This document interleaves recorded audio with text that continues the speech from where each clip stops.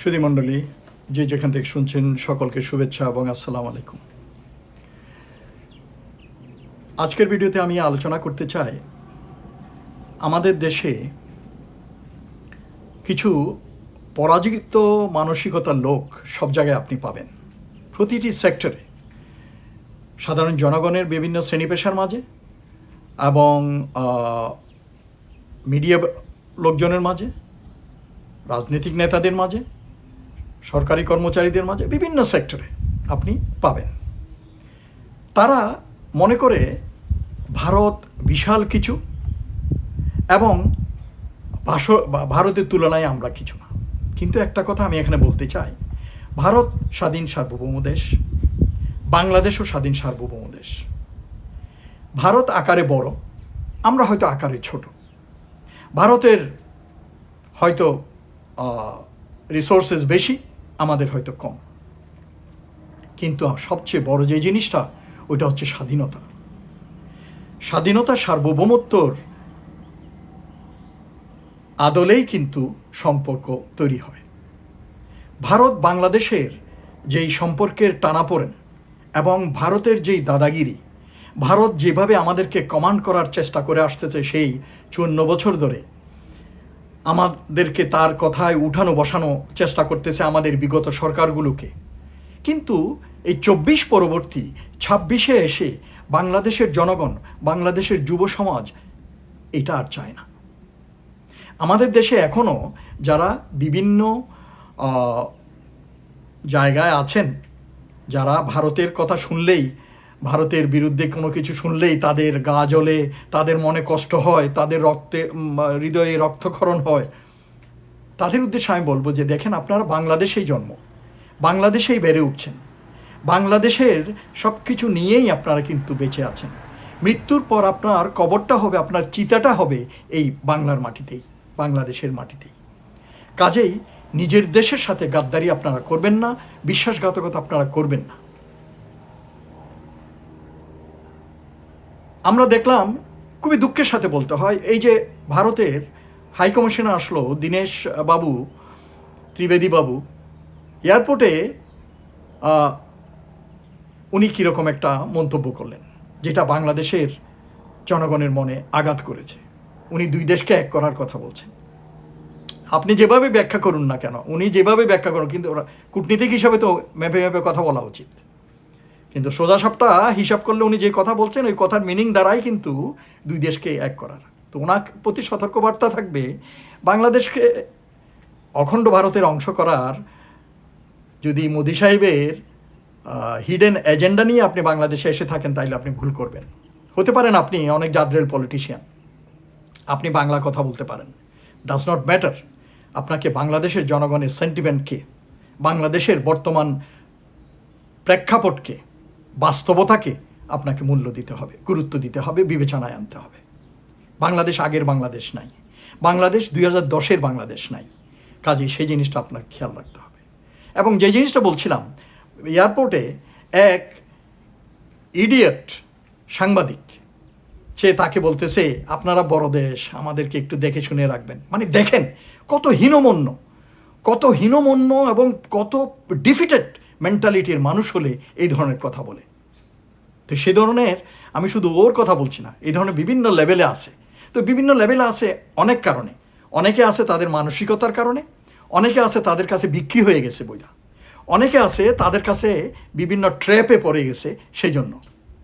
তো সেই জন্য আমি সবাইকে বলতে চাই, পরাজিত মানসিকতা থেকে আমাদেরকে বের হয়ে আসতে হবে। ওই চাটুকারগিরি থেকে, পা চাটার স্বভাব থেকে আমাদেরকে বের হয়ে আসতে হবে। স্বাধীন সার্বভৌম বাংলাদেশের স্বাধীন নাগরিক হিসাবে বুক চিতিয়ে বেঁচে থাকার চেষ্টা করবে। আমাদের যাই আছে তাই নিয়ে আমাদের সবসময় প্রস্তুত থাকতে হবে, আমাদের স্বাধীনতা সার্বভৌমত্বকে রক্ষার জন্য। অনেকে আমি ফেসবুকেও দেখি নিরুৎসাহিত করার চেষ্টা করা হয় যে আরে ভারত বড় দেশ, পারবে নাকি। আরে ভাই, এগুলো কৌশল আছে, ভারত ওই ভুল করবে না। ফিজিক্যালি বাংলাদেশে দখল করা বা হামলা চালানোর এই ভুল ভারত করবে না। বাংলাদেশকে ভারতে যতটুকু দরকার, ভারতকেও ভারতকে বাংলাদেশে যতটুকু দরকার না, তার চেয়ে বেশি দরকার ভারতের বাংলাদেশকে। জিনিসটা কেন আপনারা বুঝতে পারবেন। বিগত 15-16 বছরে তো পুরো বাংলাদেশকে সে তার মার্কেট বানায় রাখছে সব কিছুর, শিক্ষা, চিকিৎসা এবং অন্যান্য বাণিজ্য নিয়ে। তো সেজন্য বাংলাদেশকে ভারতেরই বেশি দরকার। আমাদেরকে আমাদের পররাষ্ট্রনীতি চেঞ্জ করতে হবে, এবং ভারত তাদের পররাষ্ট্রনীতি, তাদের অ্যাটিচিউড, তাদের মানসিকতা সব কিছু পরিবর্তন করে একটা বন্ধুত্ব না হলেও ভালো প্রতিবেশী হিসাবে থাকার চেষ্টা করতে হবে। দেখেন এই রিসেন্টলি কীভাবে বাংলাদেশ সরকারের উপর চাপ সৃষ্টির চেষ্টা করা হচ্ছে বিভিন্নভাবে। ওদিকে মায়ানমারের ওদিকে বর্ডারের ওদিকে কেএনএফ একটা বিদ্রোহী সংগঠনের সাথে তারা আতাত করে ভারত আমাদের এখানে অশান্ত পরিবেশ সৃষ্টি করার চেষ্টা করছে। পার্বত্য চট্টগ্রামে একইভাবে অশান্ত করার চেষ্টা করা হচ্ছে। বিজেপি সরকারের এই যে শুভেন্দু ওয়েস্ট বেঙ্গলে পশ্চিমবঙ্গে ক্ষমতায় আসার পর ওখানে ভারতে সীমান্তে অহেতুক উস্কানিমূলক কর্মকাণ্ড করে সীমান্ত উত্তেজনা সৃষ্টি করার চেষ্টা করছে। তো এগুলো করার মানে কি? এদিকে হাই কমিশনার সাহেব এয়ারপোর্টে এসে একটা কথা বলল, লালমনিরহাটের অপোজিটে ওদের এয়ার অ্যাসেট ডেপ্লয় করছে। তো এগুলার বিভিন্ন মানে হচ্ছে। তারপরে এই যে দেখেন আপনাদের আমাদের প্রধানমন্ত্রীর উপদেষ্টা গেল, তাকে ঢুকতে দিল না। তো ঢুকতে দেয় না, এটা কি আপনার মনে করেন অ্যাক্সিডেন্ট? নো, আমি বলবো অ্যাক্সিডেন্ট না। আপনারা এই চাণক্যদের আপনারা চিনেন না। এরা নিজেদের স্বার্থের বেলায় 16 আনা, যখন আপনার থেকে নিবে তখন 16 আনা, আর যখন আপনার পাওনা আমার পাওনা তখন কিন্তু ওরা সরি ভুল হয়ে গেছে, মাফ করে দেন, নেক্সট টাইম হবে না। এসে ওরা পা ধরতেও বেশিক্ষণ নয় এবং আপনার পিছনে চাক্কু মারতেও বেশিক্ষণ করে না। কাজে এদেরকে চিনতে হবে, এদেরকে চিনতে হবে। যারা চিনেন না, যারা বিক্রি হয়ে গেছেন, বিভিন্ন ফাঁদে আটকা আছেন ওদের কাছে এবং ওদের দালালি করতেছেন, তারা হুঁশিয়ার হয়ে যান। বাংলাদেশে আপনাদেরকে চিহ্নিত করা হবে এবং নির্মূল করা হবে। বাংলাদেশের স্বাধীনতা অর্জিত হয়েছে অসীম ত্যাগ, সংগ্রাম ও রক্তের বিনিময়ে। কিন্তু রাজনৈতিক স্বাধীনতা অর্জন করলেই একটি জাতি সম্পূর্ণ স্বাধীন হয়ে যায় না। প্রকৃত স্বাধীনতা তখনই প্রতিষ্ঠিত হয় যখন একটি জাতি মানসিকভাবে স্বাধীন হয়, নিজের সক্ষমতার উপর আস্থা রাখে এবং জাতীয় স্বার্থকে সর্বোচ্চ অগ্রাধিকার দিতে শেখে।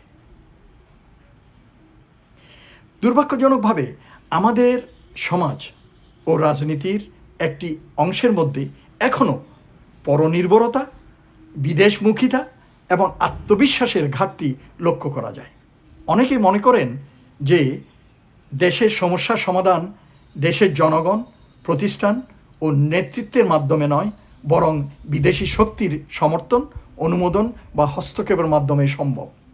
এই মানসিকতা একটি স্বাধীন জাতির জন্য স্বাস্থ্যকর নয়, ক্ষতিকর। একটি সার্বভৌম রাষ্ট্রের ভবিষ্যৎ নির্ধারিত হওয়া উচিত তার জনগণের ইচ্ছা, জাতীয় স্বার্থ এবং নিজস্ব প্রতিষ্ঠানগুলোর শক্তির ভিত্তিতে, কোনো বিদেশি রাজধানীর সিদ্ধান্ত বা প্রভাবের ভিত্তিতে নয়।